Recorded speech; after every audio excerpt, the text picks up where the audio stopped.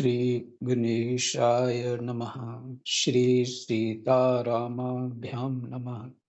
श्री हनुमते नमः। श्री उमापते नमः। श्री गुरुवे नमः। सब संतन की जय जय। जय जय सीताराम। राधे श्याम। दशम स्कंध 38वां अध्याय। प्रसंग है अक्रूर जी की ब्रज यात्रा। अक्रूर जी की ब्रज यात्रा।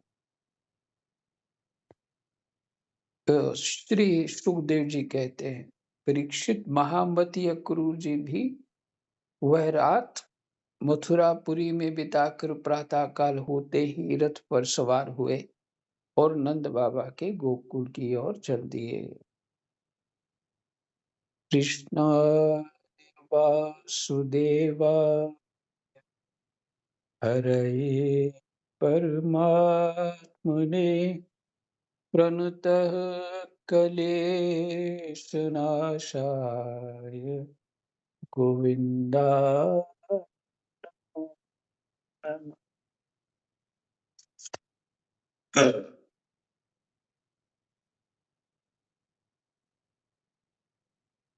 परम भाग्यवान अक्रूर जी ब्रज की यात्रा करते समय मार्ग में कमल नयन भगवान श्री कृष्ण की परम प्रेममयी भक्ति से परिपूर्ण हो गए।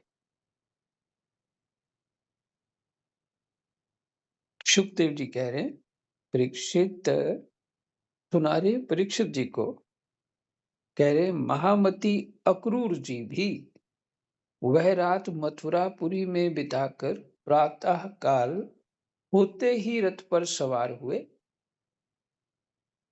और नंद बाबा के गोकुल की ओर चल दिए।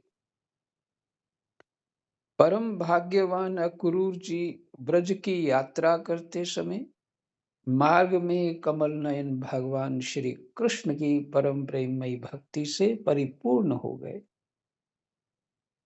वे इस प्रकार सोचने लगे, मैंने ऐसा कौन सा शुभ कर्म किया है, ऐसी कौन सी श्रेष्ठ तपस्या की है, अथवा किसी सत्पात्र को ऐसा कौन सा महत्वपूर्ण दान दिया है, जिसके फलस्वरूप आज मैं भगवान श्री कृष्ण के दर्शन करूंगा।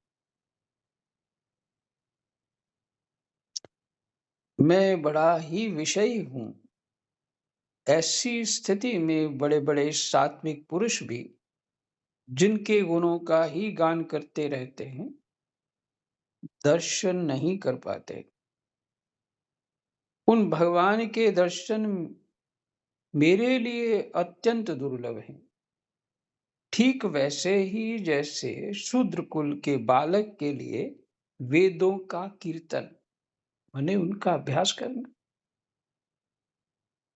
वेद जो है वो श्रुति और फिर स्मृति, सुन करके कीर्तन करते रहना, अपनी स्मृति में बिठा लेना।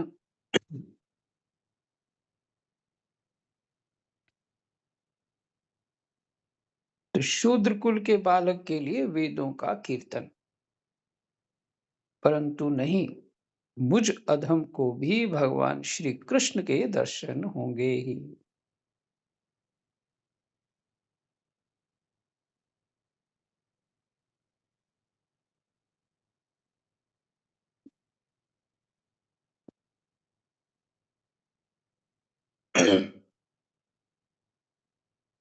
मुझ अधम को भी भगवान श्री कृष्ण के दर्शन होंगे ही, क्योंकि जैसे नदी में बहते हुए तिनके कभी कभी इस पार से उस पार लग जाते हैं, वैसे ही समय के प्रवाह से भी कहीं कोई इस संसार सागर को पार कर सकता है।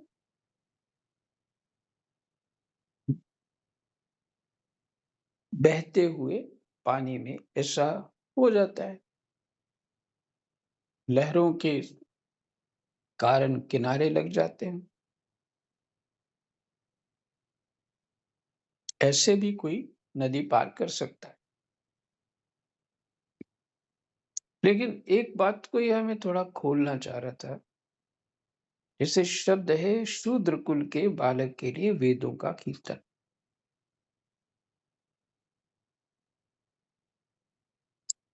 84 लाख योनियों में जरा हृदय बढ़ा करके सुनेंगे तो समझ आएगा, अवश्य समझ आएगा। 84 लाख योनियों में जो पेड़ों की जातियाँ, पत्थरों की जातियाँ, पर्वतों की जातियाँ, हवाओं की जातियाँ, 49 मरुत हैं हमारे, माने यही 49 प्रकार की हवाएँ, ऋषियों की, देवताओं की, ये सब बहुत जातियाँ, जातियाँ मैंने वो कैटेगरी है एक प्रकार से। लेकिन क्या है तत्व स्वरूप से तो सब आत्मा एक है। पर जब वही तत्व प्रकृति को लेकर के व्यवहार करता है, प्रकृति के सहारे व्यवहार करता है, तो वहाँ प्रकृति इस कार्य को जो माया शक्ति चलाने के लिए अलग-अलग कार्य सौंपती है।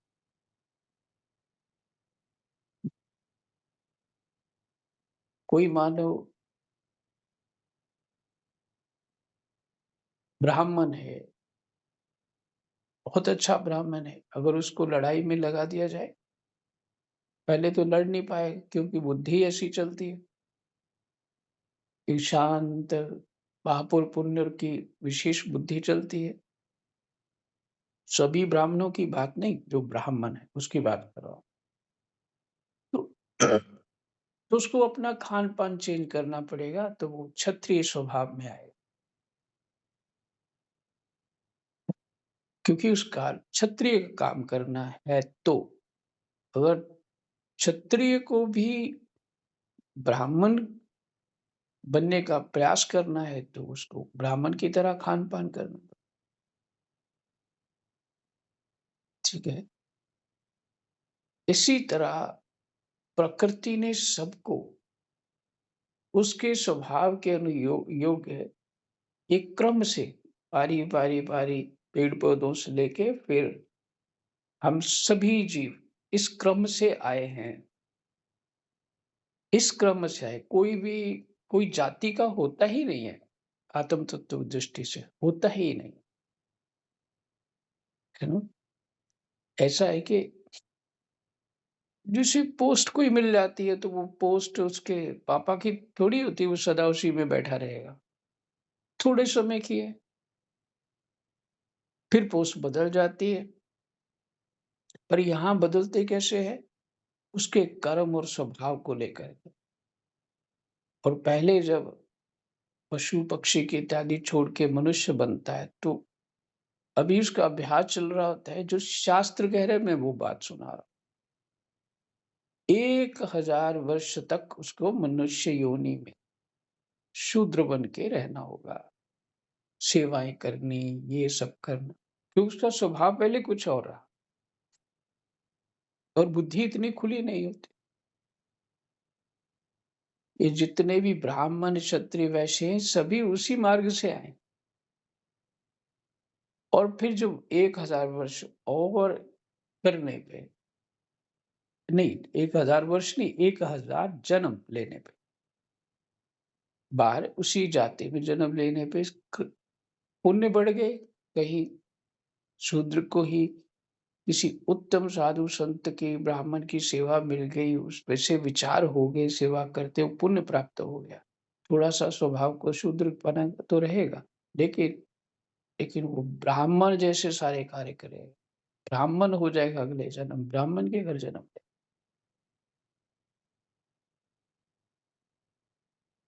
तो ना अब वो ब्राह्मण है, ना पहले वो शूद्र था।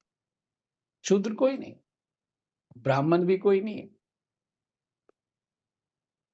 सिर्फ़ आपकी आपके जो क्रम है, बारी-बारी आगे बढ़ रहे हैं सभी जीव, और कोई ब्राह्मण बन के अगले जन्म में फिर आ जाता है, कोई पशु बन जाता है, पक्षी बन जाता है, कोई शूद्र बन जाता है, इस तरह से होता है।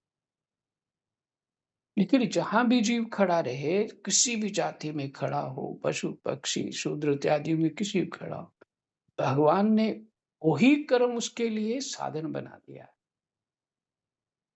उसको ज़्यादा माला-फाला फेरने की ज़रूरत नहीं है, बस सेवा कर दे अच्छे भाव से, बस हो गया काम, कर दिया यज्ञ उसने, उसी से कल्याण हो जाएगा। इतनी बड़ी सुविधा दे रहे हैं जीव को, और क्या करना है? और ब्राह्मण से कोई गलती हो गई, तो बस उसको भोगना पड़ेगा, नरकों की लिस्ट लगा दी उसके सामने। ब्राह्मण त्रुटि नहीं कर सकता। भई 1000 जन्म तुमने शूद्र में लिया, फिर वैश्य में 1000 जन्म लिया, और फिर उसके बाद तुम क्षत्रिय बना, 1000 जन्म वहाँ बिताया, और फिर अब तुम ब्राह्मण बने, और अभी भी सुधार नहीं हुआ तेरा। तो ये सब क्रम है। और वैसे ये सारे जो पीछे आपने पाठ सुना, ये स्वप्नवत सब होता रहता है। स्वप्नवत सब अज्ञान में हो रहा। ज्ञान की चर्चा नहीं है ये। ज्ञान की चर्चा ये सभी आत्मा है। तो क्रम से कर्मकांड के द्वारा फिर भक्ति ज्ञान माध्यम प्राप्त होता है। बड़े-बड़े सिद्ध लोग भी अभी देखिए ना, इसके बृहस्पति के पुत्र, और संजीवनी जो विद्या है सीखने के लिए कच्छ कच्छ कच्छ नाम है उसका। किसके पास गए? अपने पिता के ही शत्रु शुक्राचार्य के पास गए। तो वहां क्या किया? कोई ऐसे थोड़ी जाते ही उन्होंने पढ़ाना शुरू किया। पहले था कि ये तो मार ही देंगे। फिर जब उन्होंने शुक्राचार्य ने उनको देखा ये विनम्र है और वास्तव में ये जिज्ञासु है, शुक्राचार्य भी ब्राह्मण है, लेकिन बृहस्पति और शुक्राचार्य की बिल्कुल, क्या कहते हैं, दोनों का स्वभाव एक दूसरे के प्रति विरोधी, और उसको सिखाया उन्होंने संजीवनी विद्या। और फिर वह घटना घट गई, उनकी पुत्री चाहती थी कच्छ के साथ मेरा विवाह हो जाए, लेकिन कच्छ नहीं चाहते थे, तो श्राप मिल गया इत्यादि बड़ा कुछ हुआ।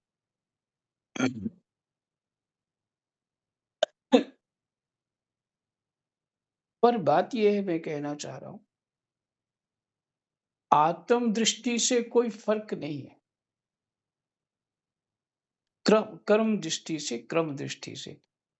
हाँ, एक दिन वो महात्मा कह रहे थे कि वेद किन के लिए है? हाँ? वेद किन के लिए है? सब चुप किन के लिए करे? जो अच्छे लोग भजन साधन करते, धर्म करते, उनके लिए नहीं, अज्ञानियों के लिए है, अज्ञानियों के लिए। वो इतनी बड़ी बात कोई तभी कह सकता है जब कोई बहुत कुछ जानता हो। ऐसे इतने बड़े वृंदावन धाम में बड़े-बड़े संतों के बीच तो कोई कह नहीं सकता ऐसी बात, क्योंकि सब शास्त्र इत्यादि का खूब अच्छा अध्ययन किया होता है, और गुपचुप तरीके से अपने स्वभाव जैसे भी होते हैं, अपने भजन करते हैं।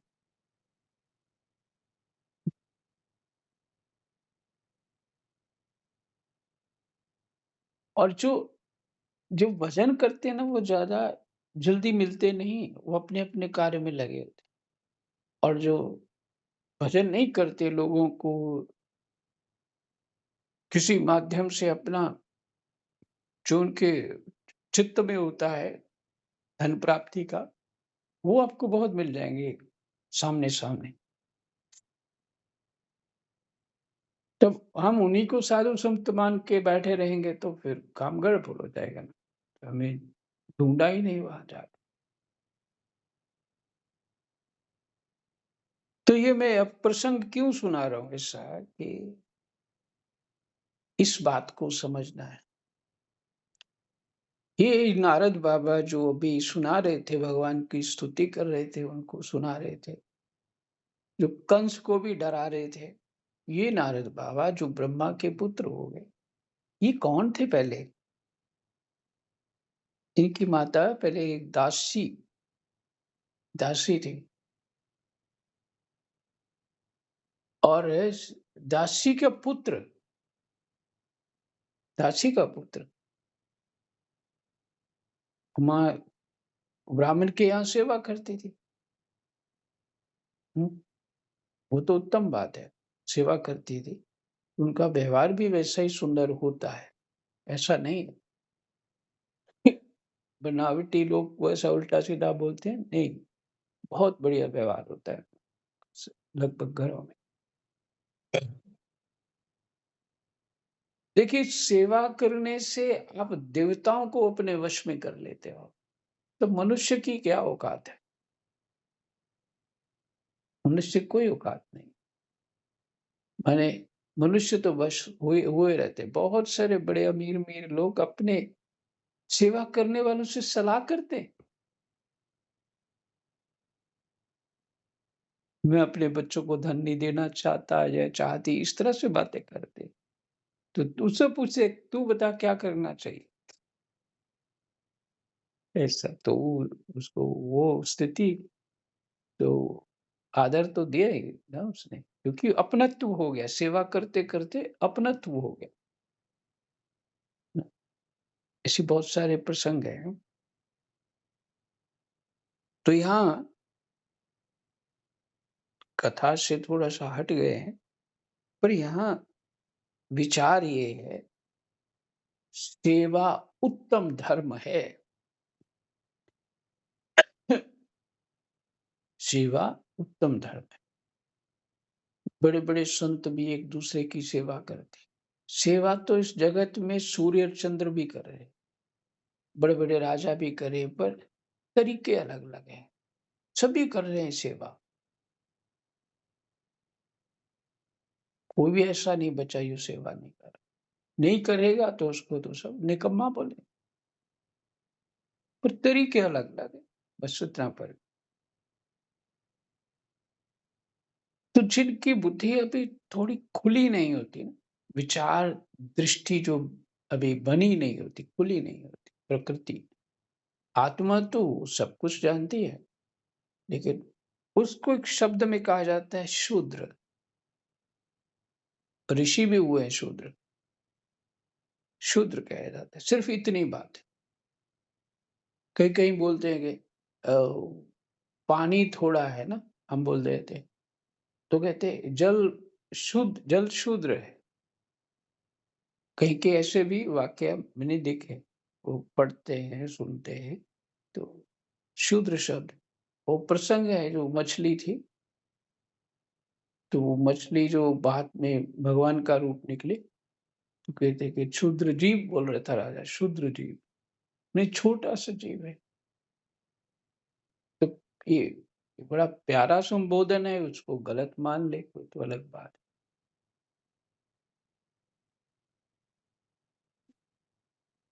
तो कोई छोटा भाव नहीं किया जाता किसी के प्रति, छोटा कर ही नहीं सकते, ज्ञानवान नहीं कर सकते। मूर्ख लोग सब कुछ कर सकते हैं, चंद्रमा के ऊपर भी थूक सकते हैं, लेकिन ज्ञानवान नहीं कर सकते। इसलिए सबको नमस्कार करते हैं, सबकी आत्मा को प्रणाम करते हैं। सबकी आत्मा को ही प्रणाम होता है। ये बार-बार स्मृति जो आती है, किसी को प्रणाम करना, इसमें आत्मा को प्रणाम करना, परमात्मा को प्रणाम करना। दुर्लभ भाव छिपे हुए हैं पीछे सब हमारी संस्कृति में। अब डामाडोल हो गया है ना, शिक्षाएँ कुछ और हैं, जीवन शैली कुछ और है, और इधर हमारे भीतर जो डीएनए कुछ और है। इसलिए असमंजस में रहते हैं। हुँ, और कुछ निर्णय ठीक से ले नहीं पाते।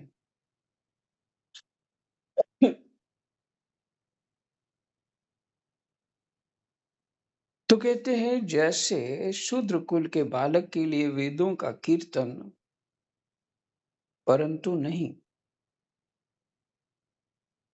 मुझ अधम को भी भगवान श्री कृष्ण के दर्शन होंगे ही, क्योंकि जैसे नदी में बहते हुए तिनके कभी-कभी इस पार से उस पार लग जाते हैं।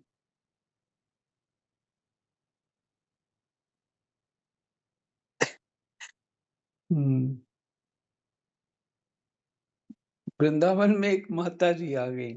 वो आश्रम में, गोरेदाव जी आश्रम में बहुत सारे महात्माओं के साथ में रहता था। उसके वहाँ के महंत का नाम था अवध बिहारी। वो माताजी थी पंजाब से। अब उसने महंत जी को ढूँढना तो सबसे पूछ रही, अदम बिहारी जी महाराज कहाँ हैं? अदम बिहारी जी महाराज कहाँ? सब लोग हँसने लग गए और सभी वो महंत जी को सारे महात्मा अदम बिहारी बोलने लग गए। वो तब याद आ गई।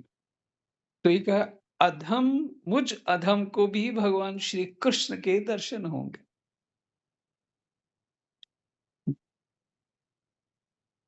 अधम शब्द का अर्थ तो आप जानते ही हैं।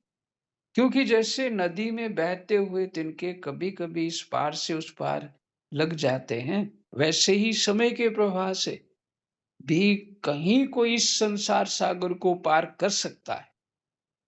समय के प्रवाह से। जैसे नदी से इधर का तिनका उस पार चला जाता है, जल के प्रवाह से। तो उसी को कहा समय के प्रवाह से। अवश्य ही आज मेरे सारे अशुभ नष्ट हो गए। आज मेरा जन्म सफल हो गया, क्योंकि आज मैं भगवान के उन चरण कमलों में साक्षात नमस्कार करूंगा, जो बड़े-बड़े योगी यतियों के भी केवल ध्यान के ही विषय हैं। ओहो, कंस ने तो आज मेरे ऊपर बड़ी ही कृपा की। उसी कंस के भेजने से मैं इस भूतल पर अवतीर्ण स्वयं भगवान के चरण कमलों के दर्शन पाऊंगा, जिनके नखमंडल की कांति का ध्यान करके पहले युगों के ऋषि महर्षि इस अज्ञान रूप अपार अंधकार राशि को पार कर चुके हैं।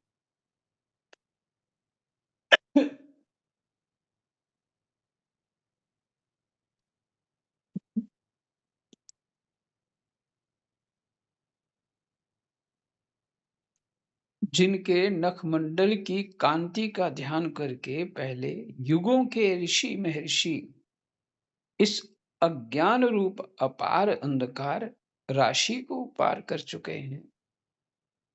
स्वयं वही भगवान तो अवतार ग्रहण करके प्रकट हुए।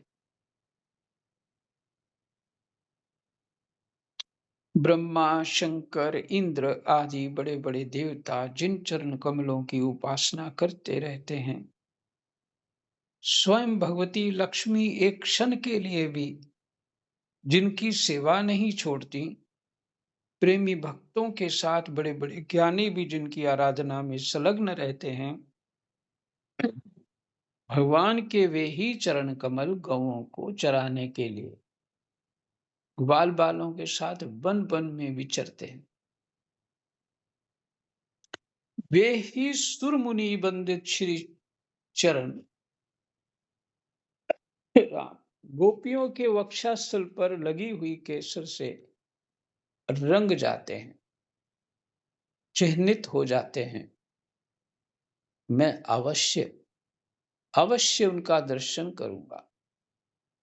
मरकत मणि के समान सुस्निग्ध कांतिमान उनके कोमल कपोल हैं, तोते की ठोर के समान नुकीली नासिका है, होठों पर मंद मंद मुस्कान है,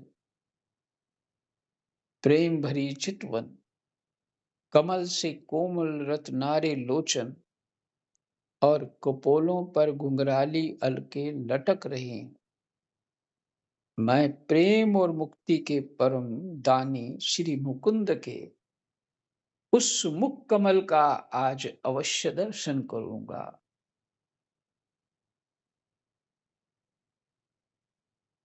क्योंकि हरिण मेरी दाईं ओर से निकल रहे। ये भक्ति के भाव है ना, प्रेम के भाव है। अब जो उन्होंने शास्त्रों से समझा सीखा है, तो वो लक्षण अब बता रहे हैं ना, इसको ज्योतिष कहते हैं। क्योंकि हरिण मेरी दाईं ओर से निकल रहे। जो रास्ते में हरिण आ रहे हैं, जैसे आप जब निकलते हैं तो कोई बिल्ली आ गई, दाईं बाईं चले गई तो बिल्ली ने रास्ता काट दिया। अब किसी दूसरी गाड़ी को आने दो, पहले वो निकल जाएगी फिर हम जाएंगे। ऐसा कुछ है ना। इसी तरह यदि चलते चलते कोई कुत्ता आ रहा है सामने, हम घर से निकले ही हैं, कुत्ता आ रहा है हमारे दाईं ओर हो गया, तो समझिए वापस आ जाओ घर में। ये तो पक्का मैंने देख लिया। और यदि कोई गाय सामने से दाईं ओर हो गई, बाईं थी दाईं ओर हो गई, समझिए काम पक्का है, ठीक है, यात्रा शुभ है। इसी तरह बाबा अपनी कुटिया से कथा स्थल तक जाने के लिए 2 किलोमीटर होगा। जाने के लिए अपने ही मंदिर की एक बार परिक्रमा कर लेते थे, फिर आगे कथा सुनाने जाते थे कि भगवान जी को मैंने दाईं ओर कर लिया। और बार-बार यही बोलते थे, कहीं भी जाओ भगवान जी को अपने जो ठाकुर जी प्रणाम करके जाओ, ऐसे मत जाओ। ये सब शगुन हैं।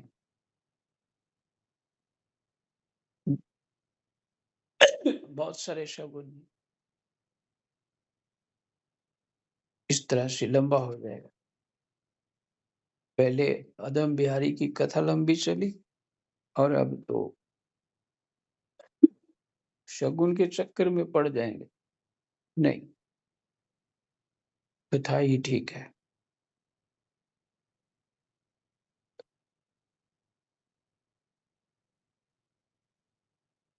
हाँ, क्योंकि हरिण मेरी दाईं ओर से निकल रहे।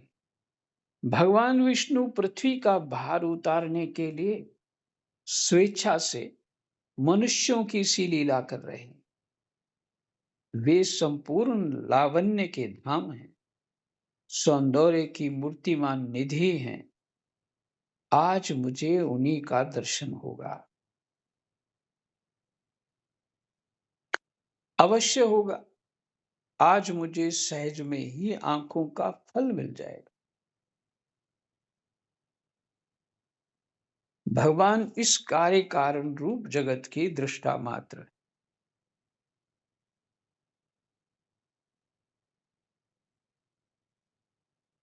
हाँ? कार्य कार्य कारण रूप जगत के दृष्टा मात्र। ये जगत जो दिख रहा है उसके सिर्फ दृष्टा है। अच्छा, ये दृष्टा भी बने हुए हैं, उसमें कार्य कारण भी बने हुए माया के द्वारा, स्वतः तो नहीं है उसमें। फिर माया को बल कहाँ से मिल रहा। और यहाँ पे सिर्फ कहा कि दृष्टा मात्र हैं, माने इस प्रपंच में वो उनका कोई भाव नहीं है। वो ना इस प्रपंच से न दुखी होते हैं न सुखी होते हैं, ना अपना मानते हैं ना पराया मानते हैं।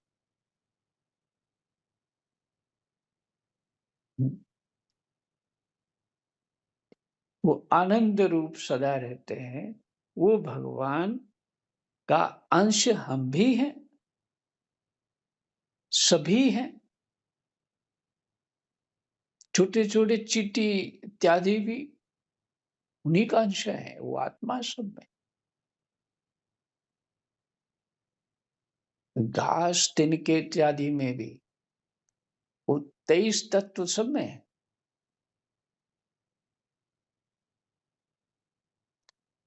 आत्मा होगी तो तभी 23 तत्व वो है, बनेंगे।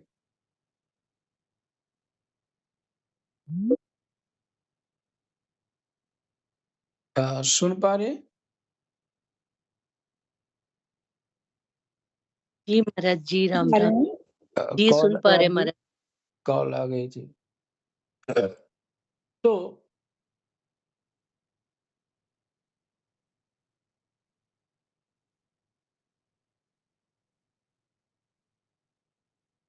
पर फिर भी भगवान जो हैं साक्षी हैं, दृष्टा हैं। बस ये भेद को जब हमें समझ लेंगे ना ठीक से,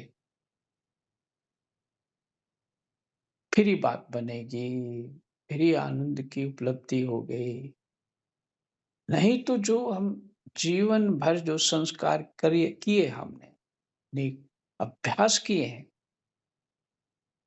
वो वैसे हैं जैसे कोई बच्चा खेल रहा हो और उसके खिलौने कोई ले ले, तो वो रोने लग जाता है या मारने लगेगा, दुखी हो जाएगा। बस इतनी बात है, इससे ज़्यादा कुछ नहीं। और बड़ा हो जाएगा तो वो खिलौने को कोई भी ले जाए, अब तो उसको खेलना नहीं है खिलौने से, खुद कोई भी बच्चा ले जाए, खुश रहो भाई, बस ऐसे। तो ये किसके कारण हुआ? हमने अपनी अविद्या फैलाई। ये मेरा, ये मेरा, ये तेरा, ये फलाना, ढमकाना करते-करते उसी में डूब गए और अपने आप को भूल गए कि मैं इस सत्य चित आनंद हूँ, ये भूल गए। इसलिए अर्जुन कहते हैं, नष्टो मोहा स्मृति लब्धा। भगवान ने पूछा ये था कि समझ आया, पर अर्जुन क्या कहते हैं, नष्टो मोहा स्मृति लब्धा। मेरा मोह अविद्या नष्ट हो गई और स्मृति प्राप्त हो गई कि मैं सच्चित आनंद हूँ। नहीं, ये जगत हूँ ही नहीं।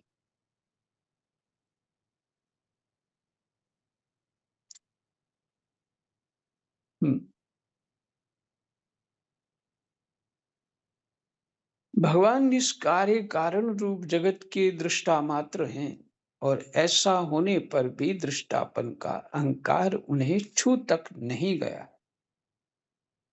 उनकी चिन्मयी शक्ति से अज्ञान के कारण होने वाला भेद भ्रम अज्ञान सहित दूर से ही निरस्त रहता है। उनकी चिन्मयी शक्ति से अज्ञान के कारण होने वाला भेद भ्रम अज्ञान सहित दूर से ही निरस्त रहता है।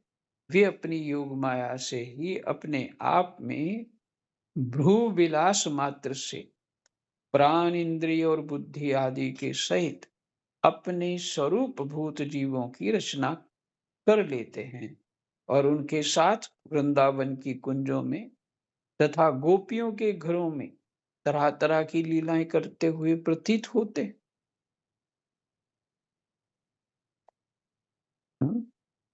ये कौन कह रहे हैं? अक्रूर जी इतना कुछ जानते हैं वो।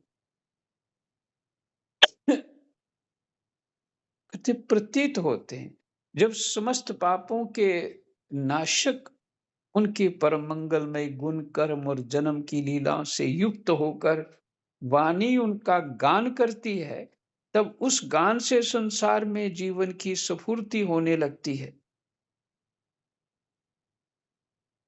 शोभा का संचार हो जाता है। सारी अपवित्रताएँ धुलकर पवित्रता का साम्राज्य छा जाता है। परंतु जिस वाणी से उनके गुण, लीला और जन्म की कथाएँ नहीं गाई जाती, वह तो मुर्दों को ही शोभित करने वाली है।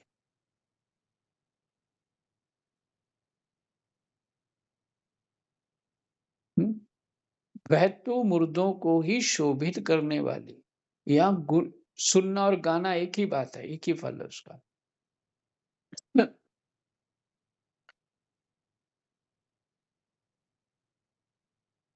शो मुर्दों को भी शोभित करने वाली है, होने पर भी नहीं के समान व्यर्थ है।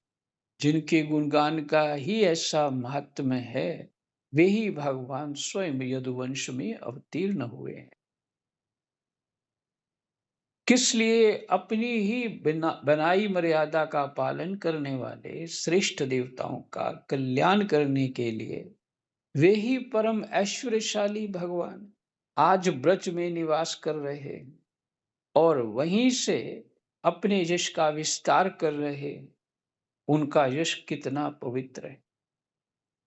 अहो, देवता लोग भी उस संपूर्ण मंगलमय यश का गान करते रहते हैं। इसमें संदेह नहीं कि आज मैं अवश्य ही उन्हें देखूंगा। वे बड़े-बड़े संतों और लोकपालों के भी एकमात्र आश्रय हैं, सबके परम गुरु हैं और उनका रूप सौंदर्य तीनों लोकों के मन को मोह लेने वाला है। जो ने जो नेत्र वाले हैं, उनके लिए वे आनंद और रस की चरम सीमा है। इसी से स्वयं लक्ष्मी जी भी जो सौंदर्य की अधीश्वरी हैं, उन्हें पाने के लिए ललकती रहती हैं। हाँ, तो मैं उन्हें अवश्य देखूंगा, क्योंकि आज मेरा मंगल प्रभात है। आज मुझे प्रातः काल से ही अच्छे-अच्छे शकुन दिख रहे हैं। यहीं विश्राम करते हैं। जय जय सीता राम, राधे श्याम। कृष्णाय वासुदेवा हरये परमात्मने प्रणतः क्लेशनाशाय गोविन्दाय नमः। जय जय सीता राधे श्याम।